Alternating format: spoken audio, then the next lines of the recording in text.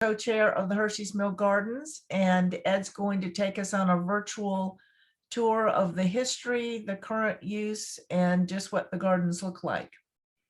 So Ed, you are on mute, and I'm going to ask you to unmute. Hold on one sec.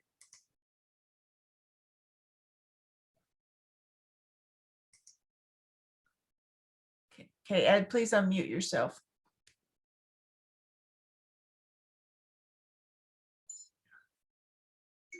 Okay, you're not unmuted. Am I good now? You're good. Okay, wonderful. Well, thank you very much. Thank you very much for inviting me to be here. And I want to especially thank Sherry and Bill Kane for all the work you do on this, particularly today when you're talking to somebody like myself that was learned to use a telephone on a rotary phone. And I'm not that good at using it, but I appreciate it very much. I also want to not only thank you, Sherry and Bill, but I also want to thank Ed McFalls and Carl Grentz, who are from the Master Association, who've been very helpful and very supportive to the Hershey Mill Gardens with all the work we've been doing. We've had a lot of improvements here, and we're very proud of them, and I'll share them with you. I also want to thank my partner, who works very well with me, Jim DiCarlo. Both Jim and I are co-chairman of the gardens, and we seem to work very well together. Sherry, can you give us the next slide up there that shows us that overview, the picture of the gardens? Yeah, that's one. Now that's a picture right there of all the gardens, and it's taken from the top of the reservoir. And as you can see, all of our gardens are there. I'd like to just begin with a little bit of a history of this. We started the Hershey Mill Gardens in 1980 is when we started. The original gardens were in the Inverness village. That's where they started out with. That was the older portion of Hershey Mill. And then in 1986, we moved them here to this current location. The first person that ran the Hershey Mill Gardens was Tom Laugenschlager. I don't know if any of you remember him, but he was the one that I can remember who was doing it at the time. And then Bob Dill did it. And in April of 2004, shortly after my wife and I moved into Hershey Mill, I got involved with the gardens. And at that time, Bob Dill asked me if I'd help him. And next week he said, I'm leaving, you've got it. And so we've been doing it ever since. I recruited Jim DiCarlo because both of us work in the Yardley Village. We were in charge of the maintenance development, our committee, and Jim is a great guy to work with. People will report a problem, and before I can even look at it, he's got it completed and taken care of. So he's a great guy to work with, and I enjoy working with him very much. And as you can see, those are the pictures of the garden there. The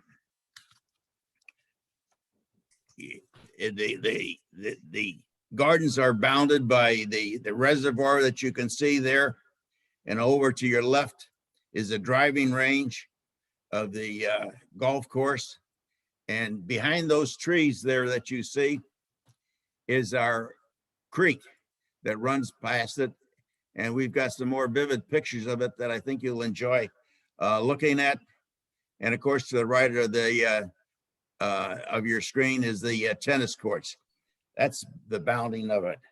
And can you move up to the next picture, Sherry, please? Okay, that's the, our tools. Well, the next screen here, if you could show that. That's our tool shed. It's our original tool shed. And then the people have been very generous, so generous that we had to build a second tool shed, as you can see right there. We've got everything, any kind of a tool you want, we have. You also see our rototillers there to your right. That's an excellent tool to have if you're digging up your garden. Some people don't like to use them because they terminate the worms as you're cutting it, but it's a personal choice, but it's great for starting a garden. If anyone has any problem with using a rototiller, ask either myself or one of the other people on our crew there. We'll be glad to help you start it, show you how to use it, and be happy with you. And even if you want, we can refer you to somebody who will rototill your garden for you. It's a pleasure to see so many women that are involved with the gardens right now. The gardens become a lot prettier there with women working there, because not only because they're pretty, but because we've got nice flowers in the gardens as well. As you can see on this screen right here, you need to have water to grow good flowers and good vegetables. And we've got the water supply spaced out for people to look at as you go along. No one will have any problem watering their garden with these facilities right here. We get our water from the swimming pool. It is piped into us, and it runs from before after the frost, and we shut it off before the next frost that we have in the fall time. It's very helpful to have. And as we move up there, you can see that, can you move up to some of the gardens, please? All right. There's a lot of pictures of the gardens that we have there. We have 162 garden plots in the Hershey Mill. Some of these garden plots, more than one party will share them. As you can see, there's some pretty big garden plots there. You see this screen here on the left here. That could be just one party will say, I only want to have a small garden. I'll just have like one square box there. And we can assign that to you if you want. So with all the gardens we have here, just look at them and you can see they're very pretty. There's great gardening in this area here. Just about anything you want, we grow. You like it, there's your tomatoes, your peppers, everything.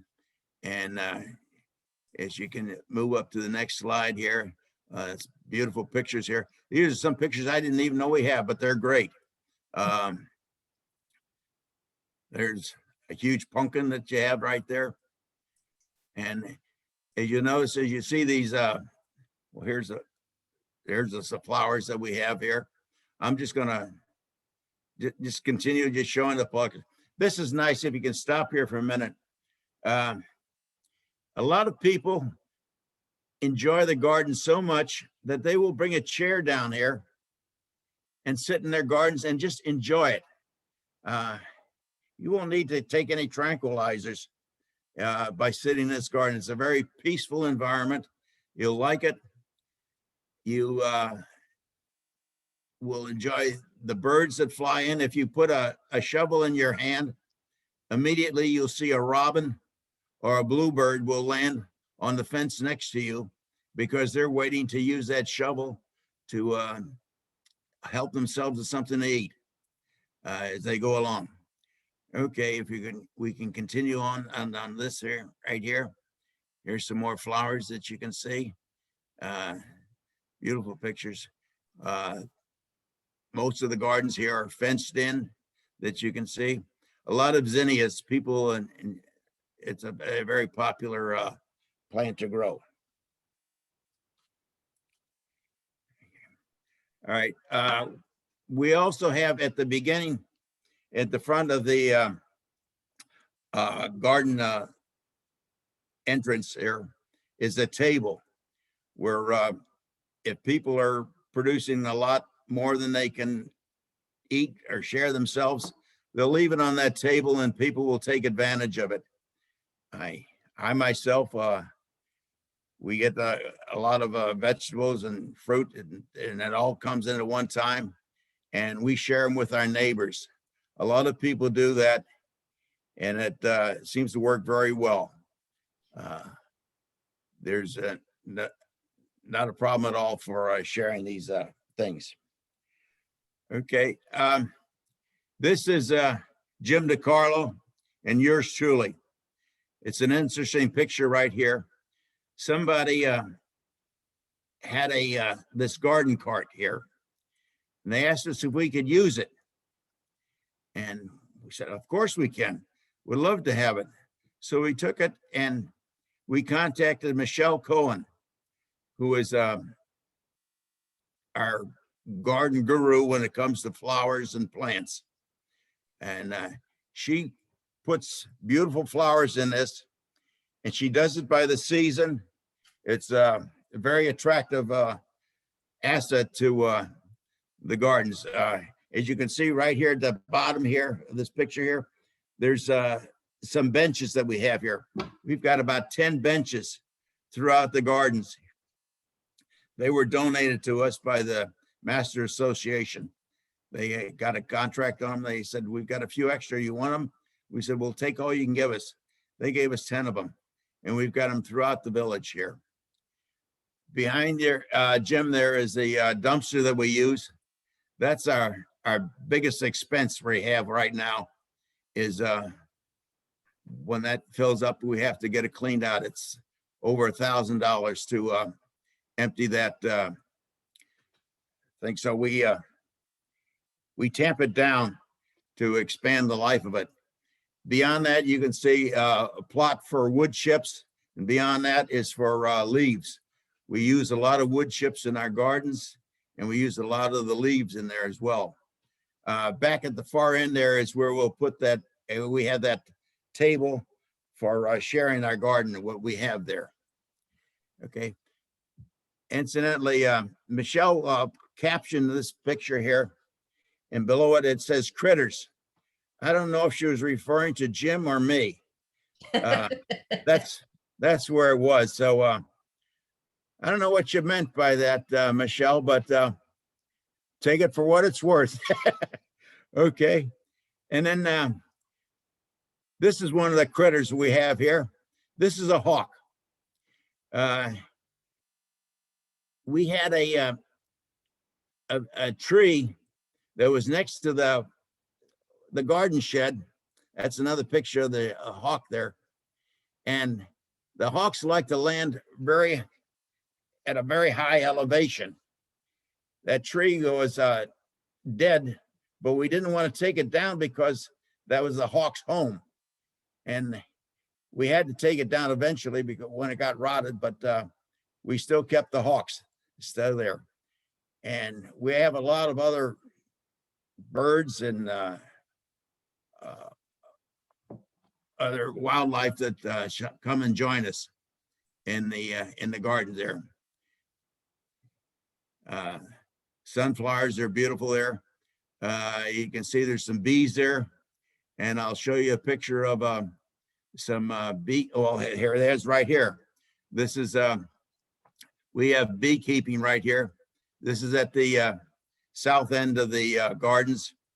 Carmen Batavio is an expert beekeeper, and he makes a great honeybee.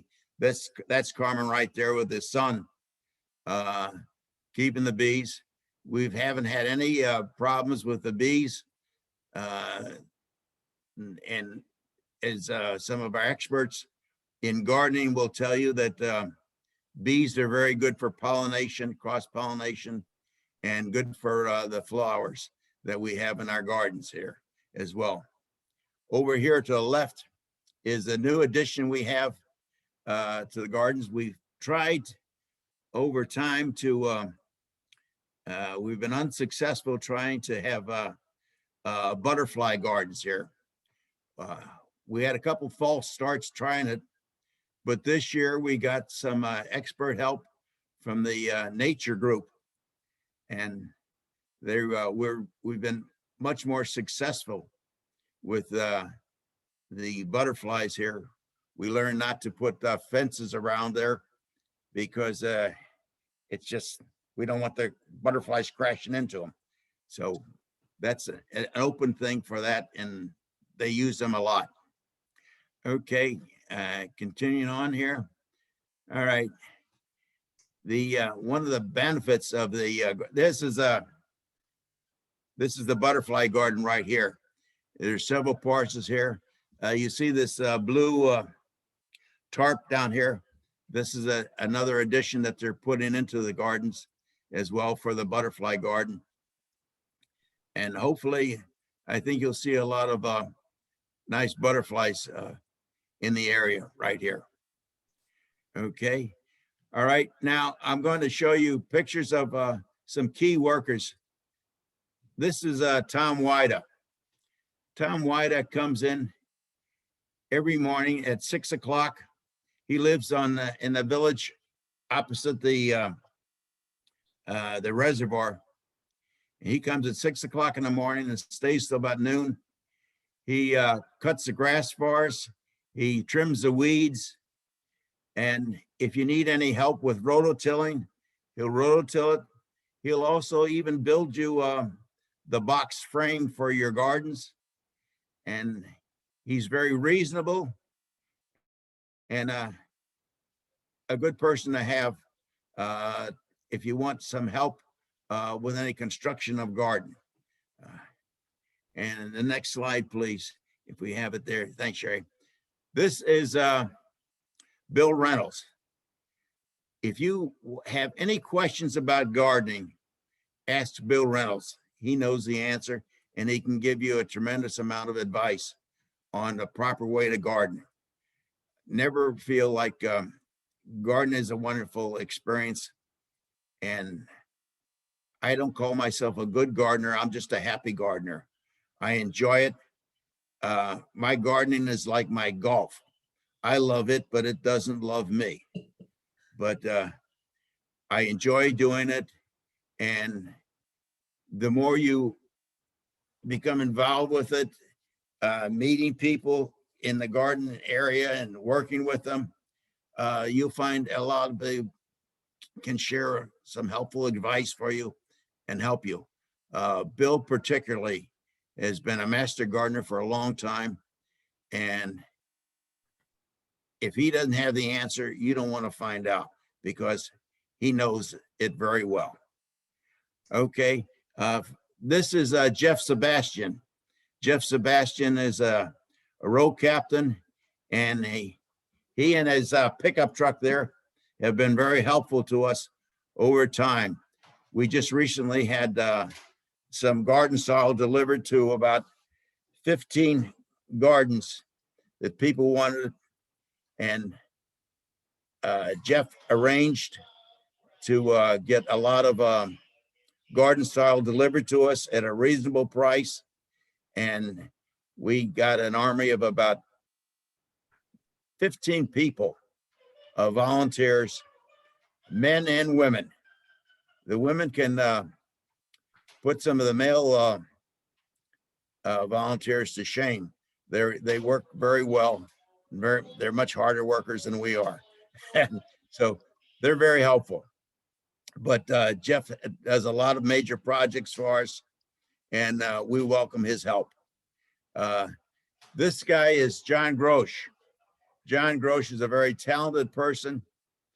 He writes for the articles for the Hershey Mill Digest, and I think you'll enjoy writing his articles. He's very creative in his spirit, and he's very knowledgeable about as well. That's my garden behind his right there. I just happen to have Tom Wida. He rebuilt my boxes there, and he did a wonderful job. And I have to say he was very reasonable as well. Next slide, Sherry, please. Okay. This is Michelle Cohen. Michelle Cohen is the one who built our garden cart and puts the flowers in. She's a tremendous worker. She just cleaned out the creek bed right there at that area and did a wonderful job. She's a great asset to our garden community with what she does. She does a lot of wonderful work for us.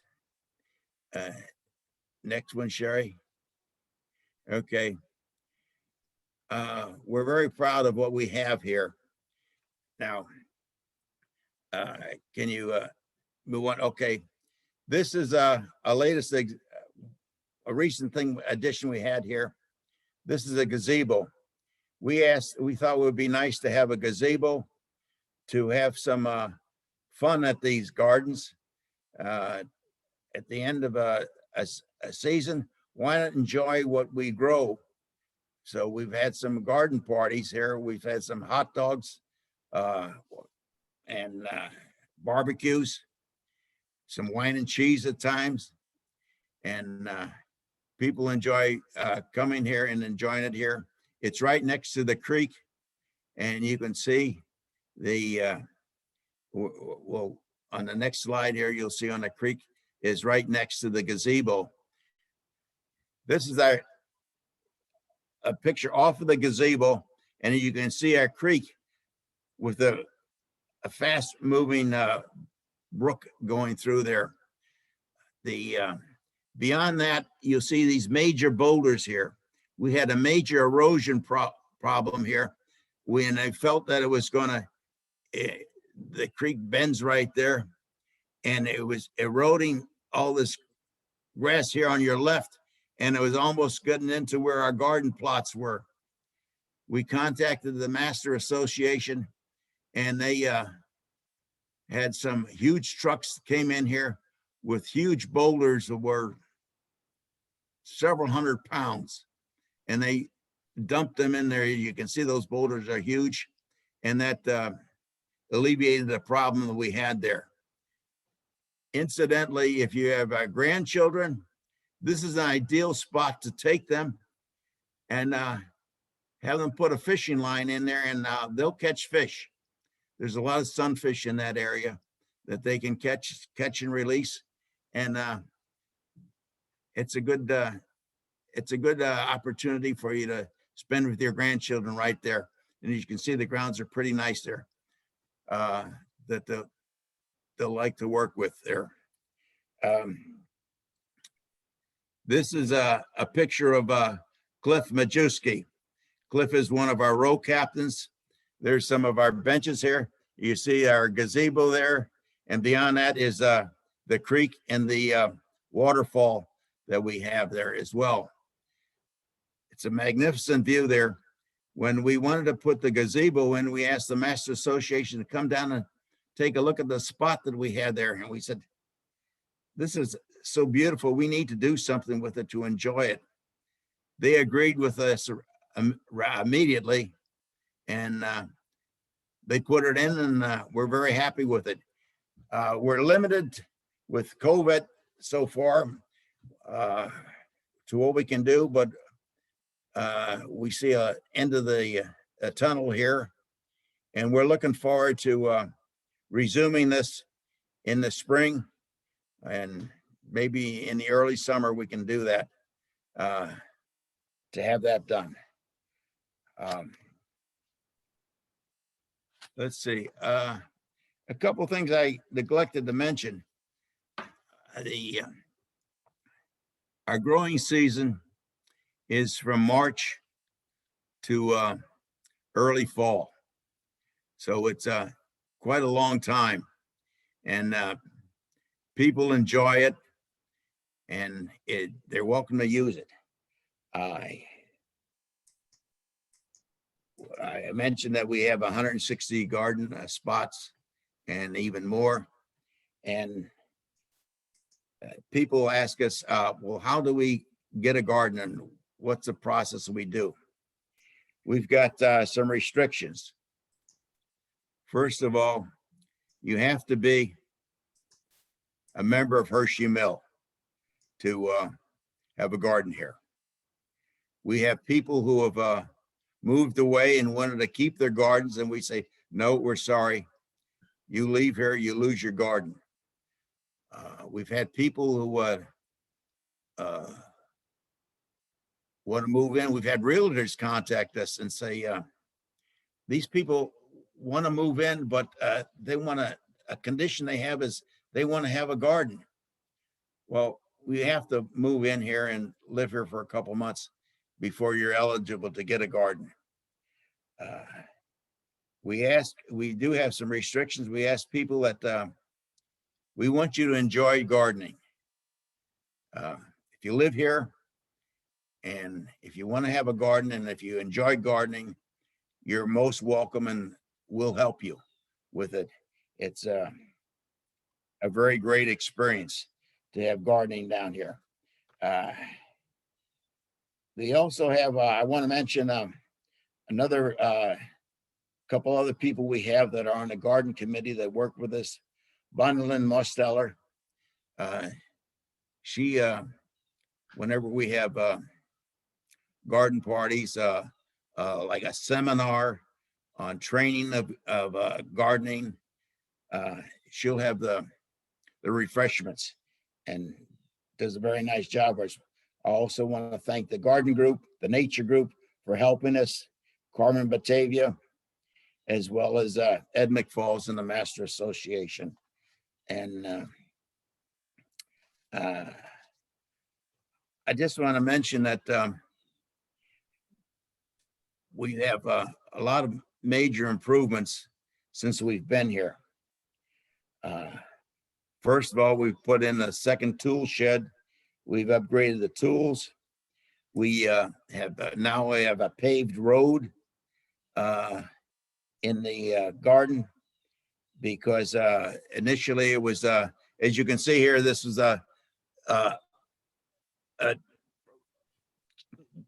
rocks.